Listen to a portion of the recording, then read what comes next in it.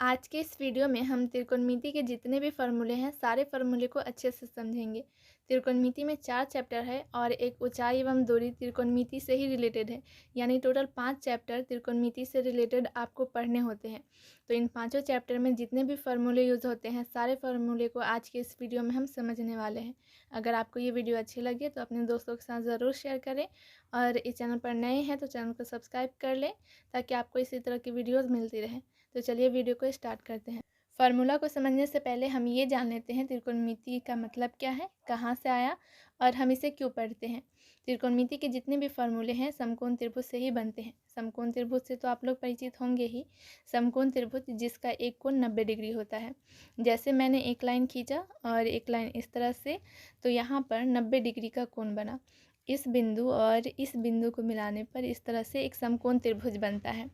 समकोण त्रिभुज में एक कोण अकेले 90 डिग्री का होता है और हम जानते हैं किसी भी त्रिभुज में तीनों कोणों को जोड़ने पर 180 डिग्री होता है।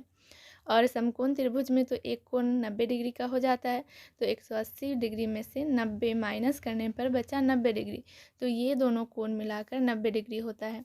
अगर ये कोण 20 डिग्री का होगा तो ये 70 डिग्री का, अगर ये 30 डिग्री का तो ये 60 डिग्री का हो जाएगा और अगर ये 50 डिग्री तो ये 40 डिग्री का होगा। समकोण त्रिभुज में 3 भुजाएं होती है जिसमें 90 डिग्री के ठीक सामने वाली भुजा जो तीनों भुजाओं में सबसे लंबी यानी सबसे बड़ी भुजा होती है, इसका नाम होता है कर्ण। बाकी दो भुजाओं का नाम होता है आधार और लंब। ये भी थीटा के हिसाब से यानी कोण के हिसाब से चेंज होते रहता है। अगर हम थीटा यहाँ लेते हैं तो थीटा के साथ वाली भुजा आधार कहलाएगी, बाकी बचा ये लंब कहलाएगा। और जब हम थीटा यहाँ पर ले लेंगे तो थीटा के साथ वाली भुजा ये आधार हो जाएगी और ये लंब।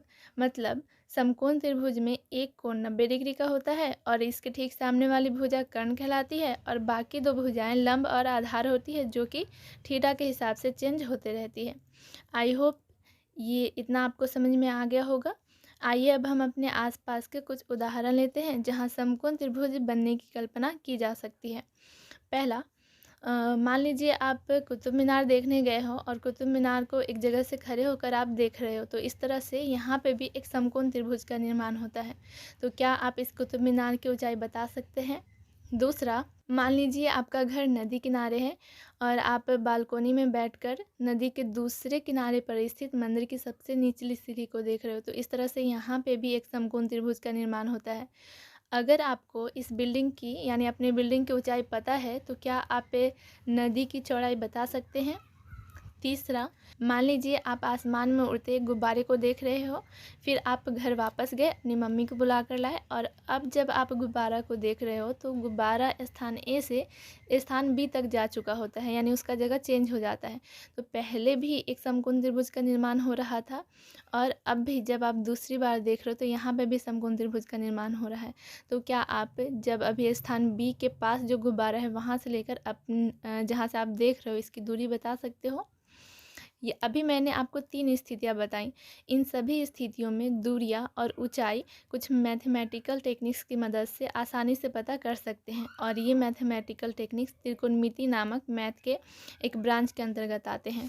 त्रिकोणमिति, जिसे इंग्लिश में ट्रिगोनमेट्री कहते हैं, ग्रीक भाषा का एक शब्द है। ट्री का अर्थ होता है 3, गॉन का अर्थ होता है भुजा, मेट्रॉन का अर्थ होता है माप, यानी 3 भुजाओं की माप। त्रिकोणमिति में हम क्या पढ़ते हैं? तो त्रिकोणमिति में हम एक त्रिभुज की भुजाओं और कोणों के बीच के संबंधों का अध्ययन करते हैं। प्राचीन काल के खगोलविद त्रिकोणमिति का प्रयोग पृथ्वी से तारों और ग्रहों की दूरियां मापने में करते थे। आज भी इंजीनियरिंग और फिजिक्स में अधिकतर टेक्नोलॉजी एडवांस मेथड त्रिकोणमेट्री के कॉन्सेप्ट पर ही आधारित है। समकोण त्रिभुज में 6 त्रिकोणमितीय अनुपात हैं: sine, cosine, tangent, cotangent, secant, cosecant.